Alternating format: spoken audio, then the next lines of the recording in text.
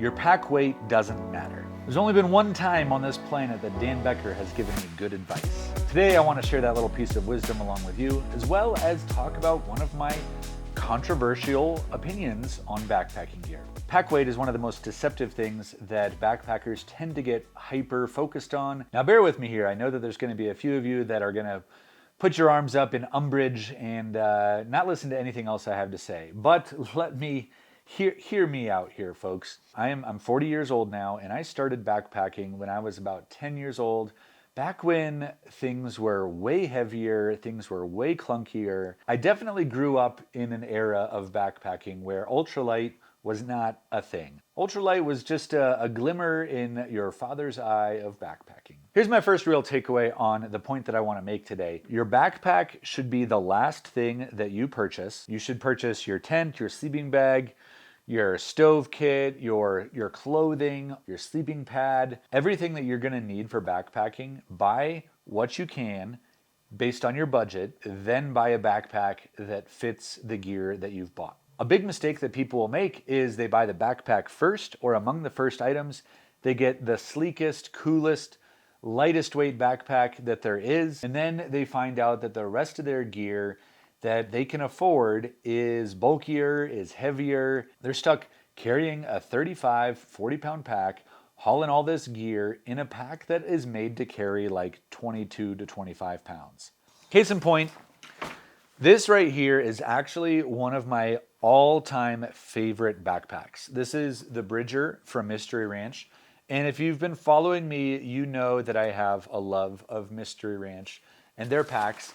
And they make these way overbuilt, very comfortable backpacks that are so much heavier than anything in the ultralight realm.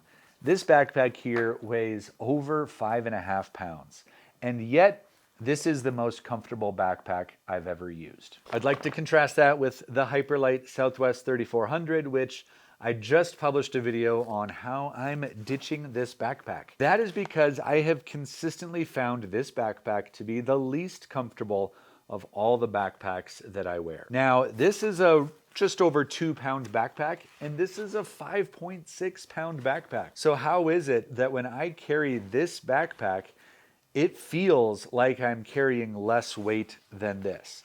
In fact, I can be carrying a 45-pound backpack with this, and it feels more comfortable than carrying this at 30 pounds. Not all backpacking weight is created equal. I want to talk to the ounce counters out there. If you are going to count ounces and be hyper vigilant on all the things that you carry, be my guest. That is awesome, and I've even been learning from you. I don't want to say that your tactics are completely wrong, because they're definitely not.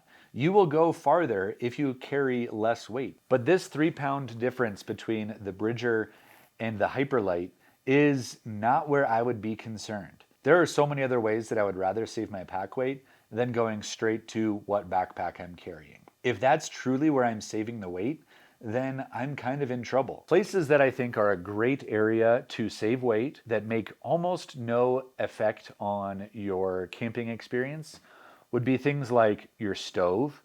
Now, if you are backpacking with, say, a Jetboil or a chimney stove, you can cut that weight down to like 2 ounces for a stove, and it works perfectly good. Go with a really lightweight stove with a really simple like Toaks cook pot. I would go with a water filtration system that is really lightweight. So instead of carrying something like a Grail or an MSR Guardian or one of those traditional kind of hand pumps, use a BeFree, or even use like Aquatabs or Aquamira. Those would be the first areas that I would look at for saving weight. I know that I've had trouble with getting my pack weight dialed in around food. So if I'm accidentally carrying an extra 4 to 6 pounds of backpacking food, well, that is really not even a gear piece. That is just a skill of how to pack the right amount of food, the right amount of calories, how to have the right amount of buffer in case something goes wrong, in case you get injured, in case you stay an extra day or two or hike slower than you anticipate. And then, of course, clothing. There is a lot of ways that you can save bulk and save weight in the clothing that you pack. And of course, a sleeping bag and a sleeping pad. Now, to me, there are certain things that I'm really cautious about when it comes to saving weight. And I think everything that is central to my body, which is my backpack, my sleeping bag, and my footwear, I am really cautious about what I do with those, which is why I've had a hard time getting on the ultralight quilt train. I really want to get good sleep. It's something that I really value. It's also a piece of safety equipment for me that if I know that I can warm up at the end of the night, no matter what the conditions are, then I'm going to be happy. So if I have a mummy bag that's a little bit heavier than a quilt, well, I'm okay with that. And of course, another great place to save weight is a tent. For me, a tent is one of the biggest opportunities we have for where to save weight. You often pay for it with a premium. Now, my favorite tent that I used last year is the Durston X-Men Pro, which is a 16-ounce tent. It's for one person, but it is a super ultralight tent. And the great thing about that is that I'm not making a lot of sacrifices in order to save 2 or 3 pounds. One of the great things about choosing your tent as a place to save weight, you're not really sacrificing a lot of comfort. A bigger, heavier tent is probably going to be more luxurious, but it's not necessarily more comfortable. You'll still get the same quality of sleep as you will in a more spacious tent or in a heavier tent.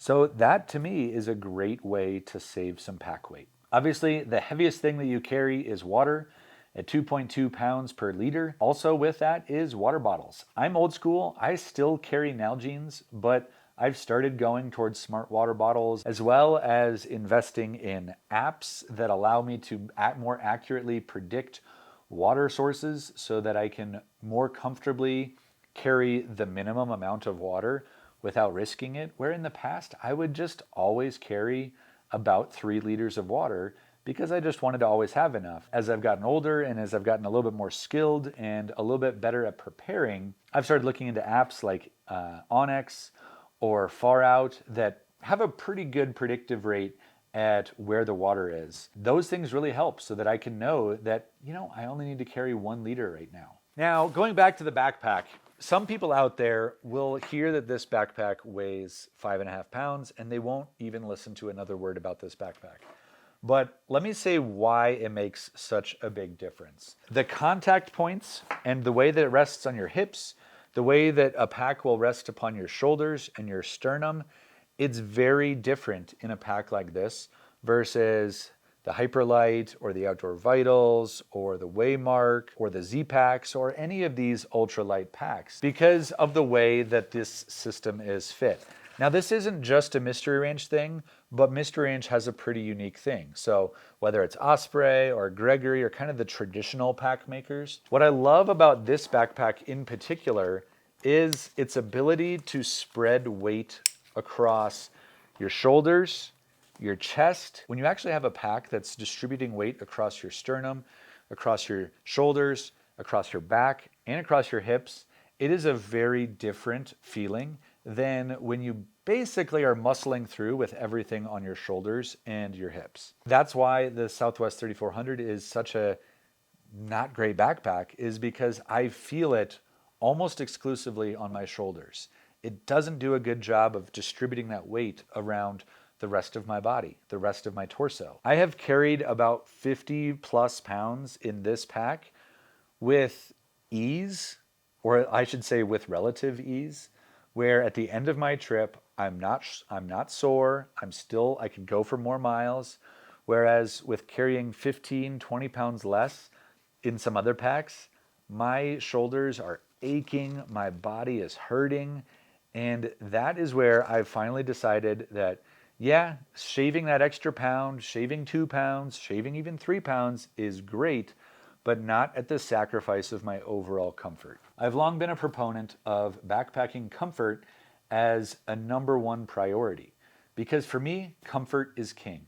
If I'm comfortable on the trail, if I feel warm, if I'm getting good sleep, if I'm not having blisters and pain points and things like that, then almost no matter what is happening, I am feeling pretty good out there. So for me, that is why I consistently carry heavier packs than a lot of the ultralight community does. And yet I'm still having probably more fun than most of those people. That's my controversial opinion, and I want to hear from you. If you just vehemently disagree with me, I'd love to hear it from you. And if you know somebody that needs to hear this message, maybe pass it along to them. That's it for me on this week's edition of Rants with Eric Hansen. I'm about to head off and go on a winter epic campout and trip to the San Juans, to Colorado, and across to Utah. So it's going to be great. So stick around here on the channel. Make sure that you are subscribed. And I am really appreciative of all of you here on the channel. Thanks so much for watching. I'm Eric Hansen. I'll see you later.